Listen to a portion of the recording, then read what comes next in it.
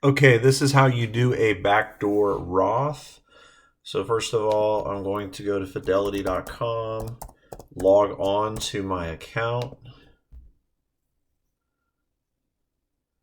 Then I'm going to go to accounts and trade, go to portfolio.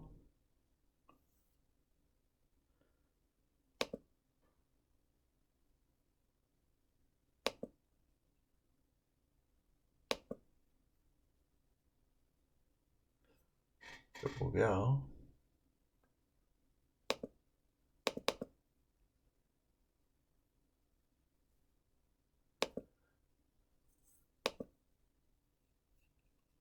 Okay, then you're going to go to transfer. Then you're going to go from traditional, and then you'll click on Roth, transfer the amount over, and you'll be done.